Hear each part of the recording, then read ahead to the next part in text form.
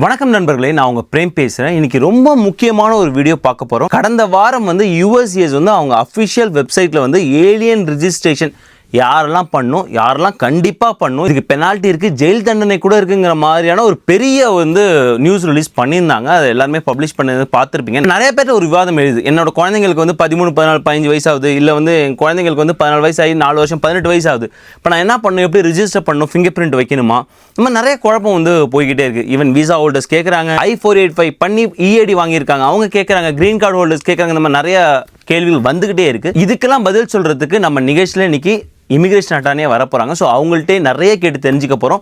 உங்கள் எல்லாருக்குமே மிகவும் பரிச்சயமான மேரி கென்னடி அவர்கள் தான் இந்த நிகழ்ச்சியில் வர போகிறாங்க. வாங்க வீடியோக்குள்ளே போகலாம். ஏகான்ஸ் ஆப்பை பற்றி நான் இன்வெஸ்ட் பண்ண நாள்லேருந்து அதுக்கான அப்டேட் கொடுத்துக்கிட்டு இருக்கேன். லோ ரிஸ்க் நல்ல ரிட்டர்ன். நீங்கள் ஸ்டாக் மார்க்கெட்டில் இன்வெஸ்ட் பண்ணீங்கன்னா ஹை ரிஸ்க் ஹை ரிட்டர்ன் நான் ஒத்துக்கிறேன். ஆனால் எல்லாத்தையும் நம்ம ஸ்டாக் மார்க்கெட்டில் போடணும்னு அவசியம் இல்லை. கைண்ட் ஆஃப் மியூச்சுவல் ஃபண்ட் கொஞ்சம் அமௌண்ட் அதில் போட்டு வைப்போம் அப்படின்னு நினச்சிங்கன்னா ஏகான்ஸ் ஆப் ஒரு நல்ல ஒரு ஆப்பர்ச்சுனிட்டியை தராங்க. நான் யூஸ் பண்ணிருக்கேன். அதோட ரிட்டர்ன்ஸுமே உங்கள் ஸ்க்ரீன்லையும் காட்டுறேன். உங்களுக்கு வேணும்னா அந்த லிங்க் டிஸ்கிரிப்ஷன்லையும் பின் கமெண்ட்ஸ்லையும் இருக்கு. ப்ளஸ் நீங்கள் ஃபர்ஸ்ட் டைம் ஜாயின் பண்ணும்போது உங்களுக்கான ரிவார்ட்ஸும் அதில் இருக்கு. தேங்க்ஸ் மேரி கென்னடி உங்க டயத்துக்கு. ஏன்னா நீங்க சொன்னீங்க ஏலியன் ரெஜிஸ்ட்ரேஷன் டிராஃப்ட் வந்த பிறகு வீடியோ பண்ணலாம்னு. ஸோ அதுக்கு தகுந்த மாதிரி நேரம் ஒதுக்கணும். ஏன்னா நீங்க ரொம்ப பிஸியா இருந்தீங்க டாலஸ்ல மீட்டிங். வாழ்த்துக்கள்.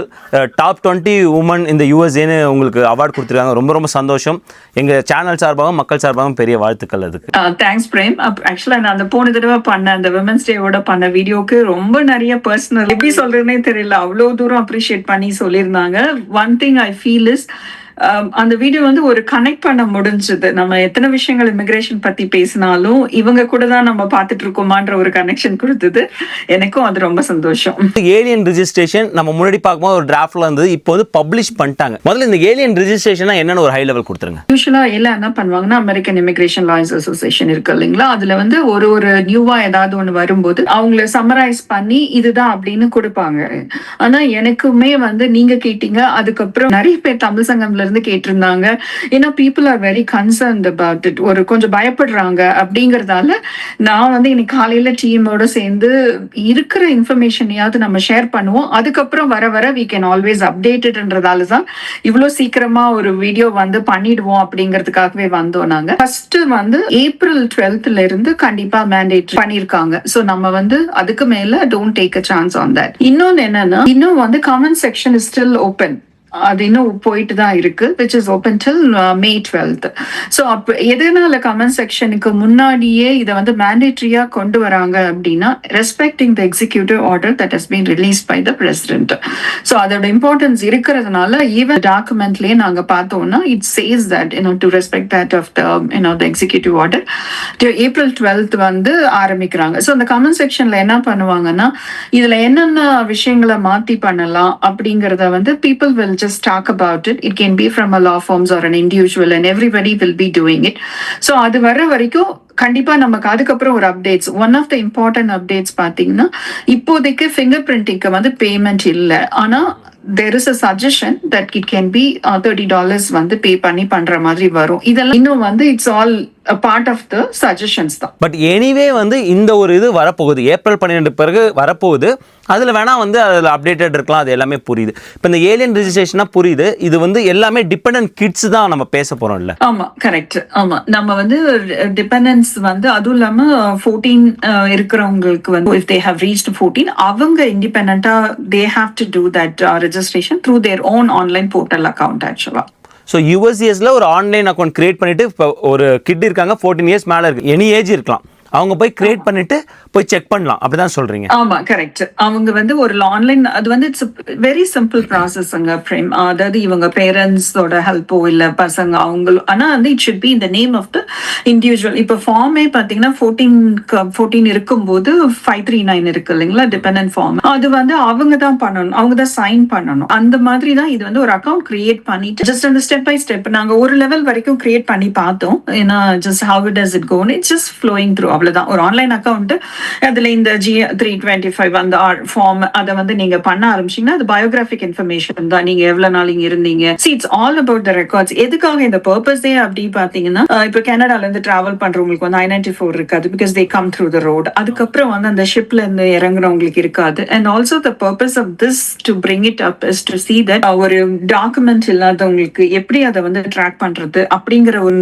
மெயின் கோல் தான் இதுக்கு. ஸோ இங்க H4லயோ H1 H1லயோ ஒரு எந்த நான் இமிகிரண்ட் விசாஸ்ல நீங்க இருந்தாலும் பெருசா எனக்கு வந்து என்னன்னா இட்ஸ் பிகமிங் லைக் எதுக்காக நான் இவ்வளவு அவசரமா எனக்கு பேக் டு பேக் கால்ஸ் இருந்தது. பிளஸ் இன்னொன்னு என்னன்னா உங்களுக்கு தெரிஞ்சிருக்கோ என்ன ஒரு வேலை பண்ணாலும் நான் வந்து ப்ராப்பரா அதை வந்து ரிசர்ச் பண்ணி ரீட் பண்ணிட்டு தான் பண்ணணுங்க. நம்ம வந்து திஸ் இஸ் சம்படி இஸ் அவங்க வந்து இதை ட்ரஸ்ட் பண்ணி தான் ஒரு ஒப்பீனியனா எடுக்கிறாங்க அப்படிங்கறதால நான் காலையில உட்காந்து இதெல்லாத்தையும் நாங்க பார்த்துட்டு டிஸ்கஸ் பண்ணிட்டு தான் இந்த கால்கே வந்தேன். ஸோ இந்த இன்ஃபர்மேஷனாவது ஷேர் பண்ணுவோம். ஏன்னா நிறைய பேருக்கு வந்து ரொம்ப பயப்படுறாங்க. அந்த தமிழ் சங்கம்ல இருந்து கேட்டவர் கூட ஐயோ என் பையனை டிபோர்ட் பண்ணிடுவாங்களா அப்படி அந்த மாதிரி எல்லாம் கன்சர்ன்டா நீங்க வந்து அதுக்காக பண்ணாதீங்கன்னு சொல்லல. தட்ஸ் அன் எக்ஸ்ட்ரீம் ஆக்சுவலா. அது வந்து intention for people who are and the நான் இமிகிரண்ட் விசாஸ். உங்களோட ரெக்கார்ட்ஸ் வந்து எல்லா நேரத்துலயும் இருந்துட்டே தான் இருக்கு. என்னோட USCIS கிட்ட இருக்குது. நீங்க போர்ட் ஆஃப் என்ட்ரில போகும்போது நீங்க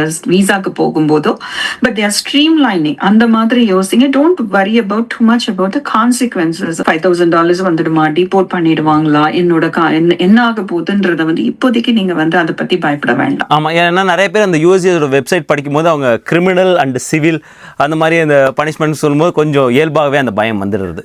கரெக்ட், நீங்கள் சொன்ன வந்து 100% வேலிட் பாயிண்ட். ஸோ இப்போ எனக்கு புரியுது, 14 வயசுக்கு மேலேனா இப்போ நான் USCISல அக்கௌண்ட் கிரியேட் பண்ணும்போது எனக்கு சொல்லிவிடும். நான் எல்லா டேட்டா கொடுக்கும்போதும் நம்ம வந்து சப்போஸ் எனக்கு ஃபிங்கர் பிரிண்ட்ஸ் வேணுமா இல்லை நான் என்ன பண்ணணுங்கிறத அவங்க ஃப்ளோ பண்ணிடுறாங்கன்னு சொல்கிறீங்களா?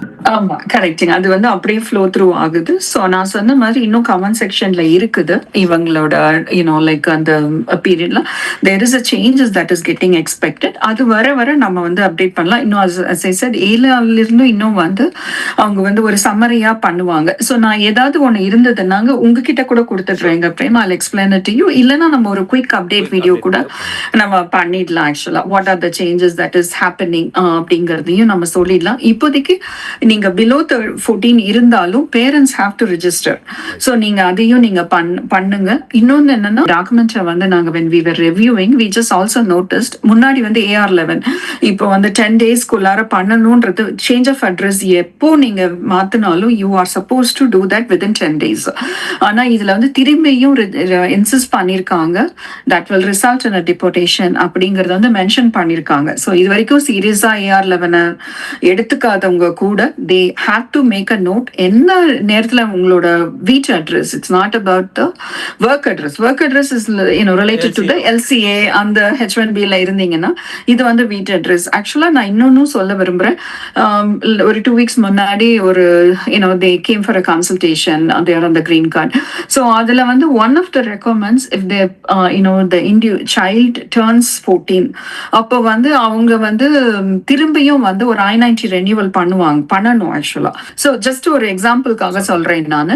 ஸோ அது வந்து இது வரைக்கும் அவங்க யாருமே பண்ணல ஃபேமிலிஸ் அப்படின்னு சொல்லிட்டு they directly went for a passport, US passport when the parents get US citizenship ன்னு சொன்னாங்க.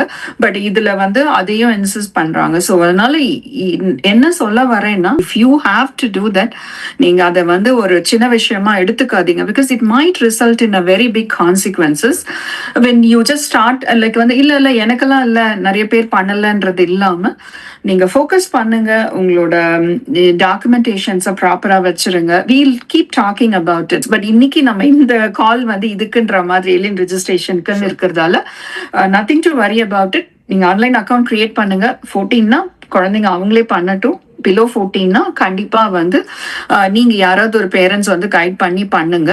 So in case if there is a duplicate registrations also that's happening, அதுக்கு பெரிய details has not been provided. But eventually will come to know. என்ன பண்ணுவாங்கன்னா they will just like there is no fees associated to it at this time. So பெருசா அவங்க வந்து it's not going to harm you. நீங்க ஒருவேளை உங்களுக்கு தெரியலனாலும் நீங்க பண்ணி பாருங்க. It's going to be guiding you in the process. இன்னும் ஒரு கொஸ்டின், இப்போ வந்து நம்ம விசா ஹோல்டர்ஸ் பார்த்தோம். இதில் வந்து சில பேர் I-485 பண்ணிட்டு அட்வான்ஸ் பரோல் வாங்கிட்டு போவாங்க, அவங்க கிட்ஸ்லாம் இருப்பாங்க. இப்போ அவங்களும் ஏலியன் ரெஜிஸ்ட்ரேஷனுக்குள்ள வராங்களா? ஆமா, எல்லாருமே it's as long as you're not a US citizen இல்லாத இருக்கிறவங்க எல்லாருக்குமே இது வந்து அப்ளிகபிள் தான் ஆக்சுவலா. கிரீன் கார்டு ஹோல்டர்ஸ்க்கும். ஆமா, இப்பதான் நான் ஃபிங்கர் பிரிண்டிங்க்கு போயிட்டு வந்தோம். எதுவுமே ஒரு எக்ஸ்கியூஸா வச்சுக்காதீங்க. இது எப்படி நீங்க பாக்கணும் அப்படின்னா, இப்போ ஒரு போர்ட் ஆஃப் என்ட்ரில நீங்க என்டர் ஆகும்போது ஒரு 13 yearsல இருக்காங்க. சோ இங்க வந்ததுக்கு அப்புறம் நீங்க இன்னும் டிராவல் பண்ணவே இல்லை. இப்போ ஜஸ்ட் he's turned 15 அப்படின்னு ஆயிடுச்சு அப்படின்னா, சோ இப்போ இனிமே வந்தவங்களுக்கு தானே 14 நினைக்காம, even though they are 15, they are just saying that in any point of time eventually they will also come to a place of just getting their fingerprinting done. But அவங்களுக்குமே நீங்க வந்து ரெஜிஸ்டர் பண்ணிடுங்க, அவங்களாவே பண்ணட்டும். So as much as possible, try to register yourself. There's nothing wrong in that. அந்த ப்ரூஃபும் இருக்கும், அதை வச்சுட்டு நீங்க வேலிட் பண்ணிக்கலாம். ஆக்சுவலா ரொம்ப சிம்பிளா சொல்லிட்டீங்க. ஸோ 14 வயசு தாண்டி நான் இந்தியா போயிட்டு வந்தால் ஏதோ ஒரு நேரத்தில் விசாவில் இருக்கும்போது நம்ம விசா ஸ்டாம்பிங் எப்போ கொடுப்போம் அண்ட் போர்ட் ஆஃப் என்ட்ரியில் கொடுப்போம். இப்போ 14 வயசுக்குள்ளே வந்தோம்னா போர்ட் ஆஃப் என்ட்ரியில் வேணான்னு அந்த எக்ஸப்ஷன் இருப்பாங்க. ஸோ அந்த மாதிரி கிட்ஸ் எல்லாருக்குமே ஃபிங்கர் பிரிண்ட்ஸ் இருக்காது, மஸ்ட் பண்ணியே ஆகணும். அது வந்து க்ளீன் எக்ஸ்பிளைன் பண்ணி சூப்பர். அப்டேட்ஸ்னாலும் நம்ம வந்து திரும்ப பேசலாங்க பிரைம். ஆக்சுவலா ரொம்ப ரொம்ப தேங்க்ஸ் மேரி. ஏன்னா வந்து ரொம்ப குறைந்த காலகட்டத்தில் வந்து இவ்வளோ இன்ஃபர்மேஷன் வந்து ஷேர் பண்ணிட்டீங்க. ப்ளஸ் வந்து AR11 பற்றியும் சொன்னீங்க. மக்களே தயவு செஞ்சு வந்து ஒரு சேஞ்ச் ஆஃப் அட்ரஸ் சிம்பிளாக நீங்கள் பண்ணலாம், அதை வந்து இக்னோர் பண்ணாதீங்க. மீண்டும் ஒரு முறை வந்து வாழ்த்துக்கள் அண்ட் நன்றி மேரி கென்னடி. Thanks, thank you.